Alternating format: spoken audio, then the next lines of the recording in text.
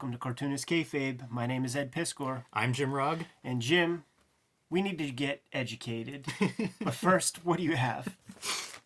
I have patreon.com/Jim Rugg, where you can find my out-of-print zines and mini comics. We've showed a couple of these off on past episodes.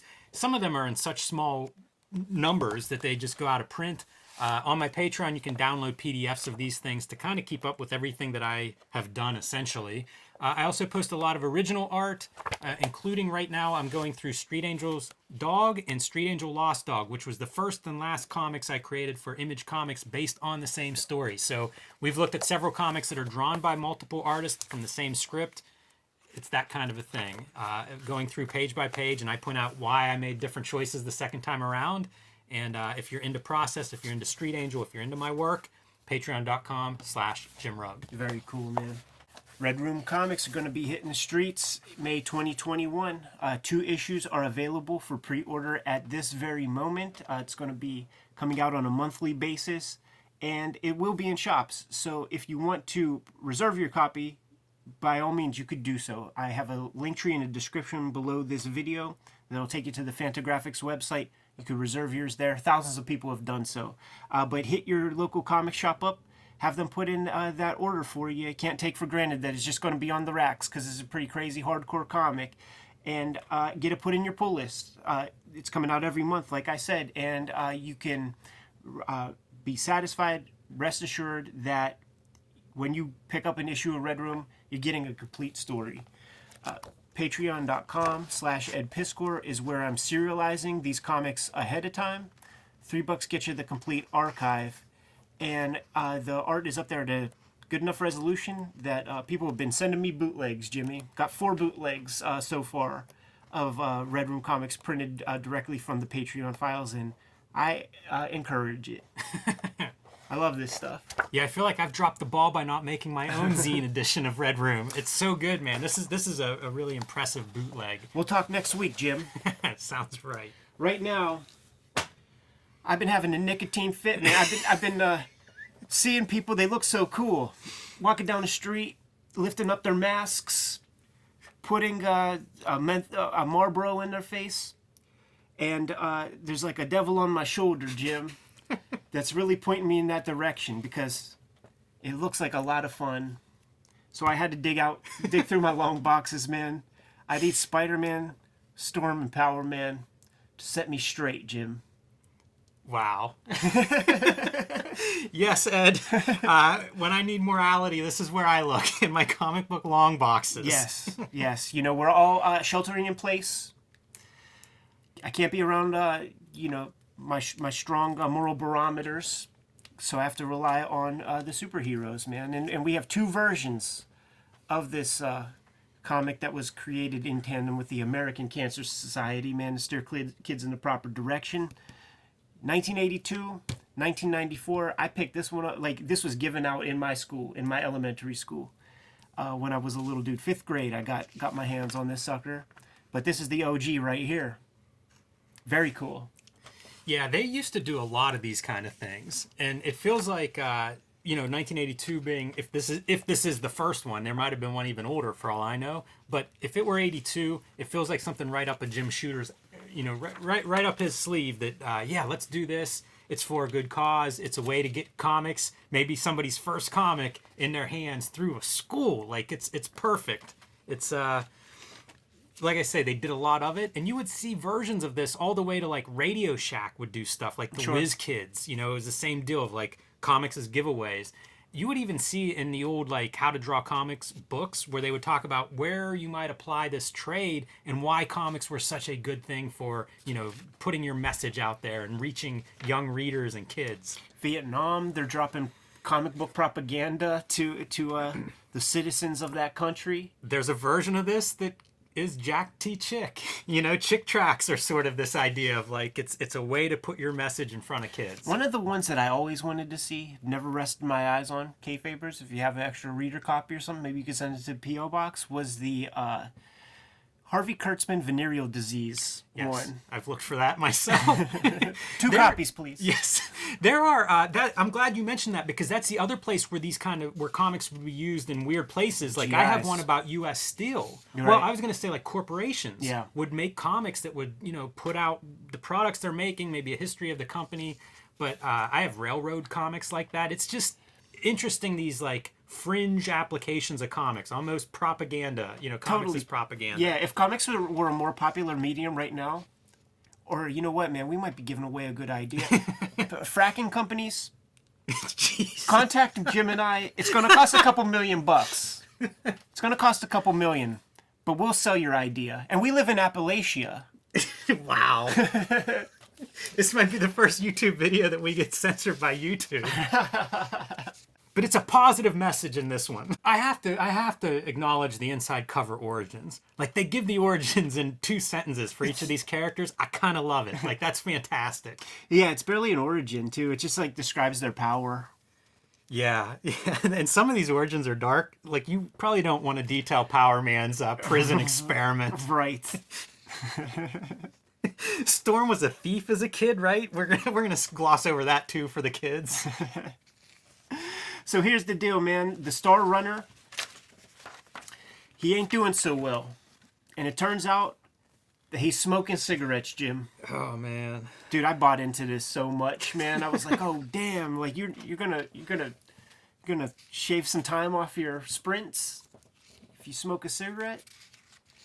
And the conceit of this story, there's a purpose for that. And I was like, page after page as we go by, and by the way, like every page has some cigarette discussion about how bad it is and everything.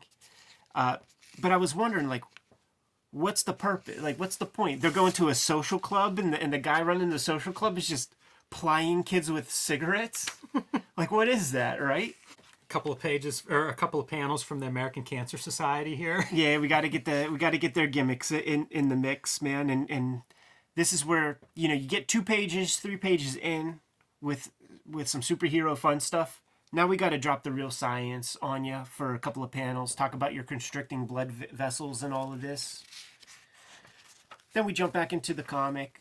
Storm just shows up out of nowhere.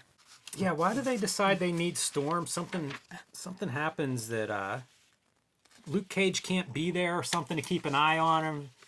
Can't read this story too closely, Jimmy. And here's the deal.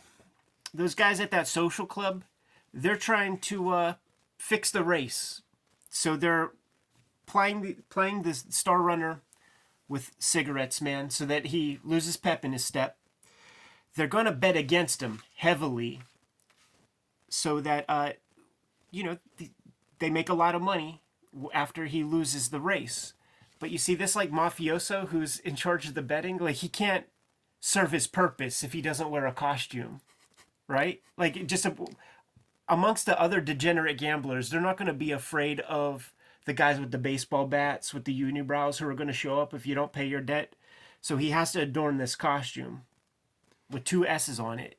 Yeah, that's kind of an unfortunate initials to put on a costume for kids. Yes. Or for anybody, I suppose. This reminds me of like Big Bang Comics aesthetics. Yeah. Because it's, like if you look at the 82 newsprint version, looks like an old comic. Mm-hmm. The faded colors. Once you put it on a little better paper in the 90s, it's like, it really looks like those like semi-retro looking comics. Right. It's pretty nice. I kind of like that. I wonder who drew this stuff. I was looking anywhere. I was looking online, and I saw like names that I don't recognize, like even as bullpenners or anything like that. Yeah, that's what I would assume, is that it would come out of the bullpen where they're throwing ads. I think it together did, and stuff. but it's not anybody whose names we know. At least the version, the credits that I saw online, because I think there was yet a later Spider-Man, Power Man. There were several of like the Spider-Man, how to grow up and be a healthy person kind of comics. So Jim, this story is not going to end on too much of a happy note, because Spider-Man and Power Man were just a little too late with our guy. They dispatched the bad dudes. They saved the day. They turned the dude off on his smoking ways. But it's only 48 hours until the big track meet. Yeah, so he's got some work to do, man. This really feels like a Peter Parker type panel. Like, Just replace those cigarettes with the Spider-Man costume. Right? Yeah. I Nice love the workout. training sequence. Totally, man. Like, you can make a zine of those, man, of like the great training sequences in comics history, of just like those montage panels. Not to double plug, but there's a good one in Red Room issue 4 whenever that comes out. So we have the big race, and we see our boy lagging right here. Like, it doesn't look good. That's not a very confident running stride. No. You're gonna have some repercussions from all those cigarettes. Yep, and he does, man. He came in second. I'm just a second stringer. His best went up in smoke. Oh yeah, and then they dispatch that smoke screen feller at the end. But they live, man. They live to fight another day. You know why, Jim? Because he stopped smoking. Now here's the good stuff right here. Oh my goodness, and you got one too. So I'm not gonna look at yours because I got in trouble at school for this.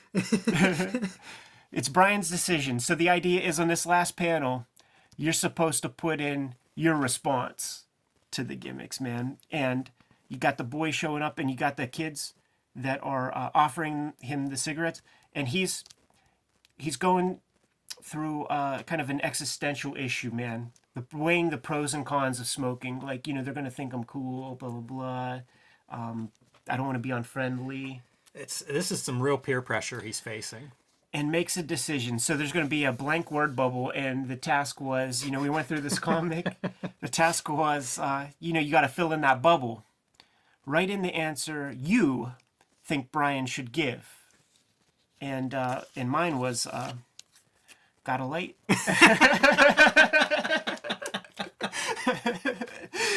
To me, it was funny. We're just playing games. You know what I'm saying, man? Got in trouble for that. Yeah, let me show you some difference between yours. This is a future comic book maker, cartoonist, letterer. Not this one. I can't even totally read it. Something about a black lung. You guys are black lung soap-sucking doppies? I guess it's supposed to be dopies. Oh, yeah, maybe. But this is the difference. Future cartoonist, comic book maker. Not so much. It's probably an accountant or something.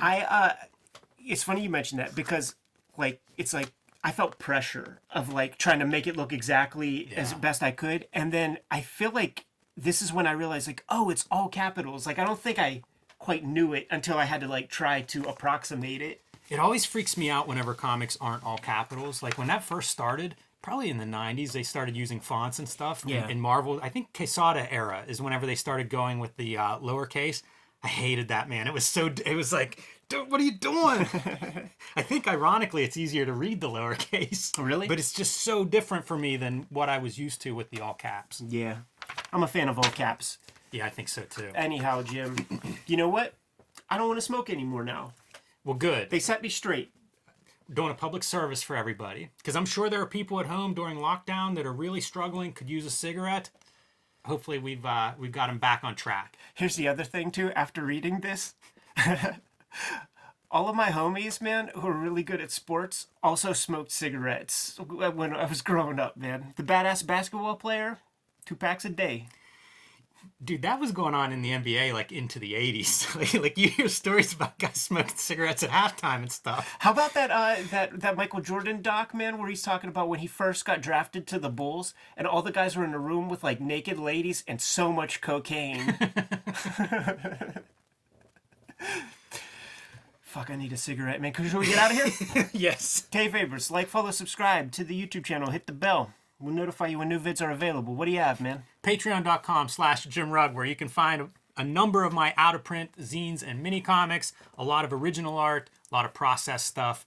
Basically, if you like my comics, patreon.com/JimRugg. We have the fix that you need. Red Room comics are going to be coming out on a monthly basis. Beginning in May 2021, you can reserve your copy at your local comic shop. If you want it delivered to your doorstep, get it through Fantagraphics, man. There's a link below this video to my link tree. It'll take you to portals to get to all these places, including the Patreon, where you could read the comics ahead of time.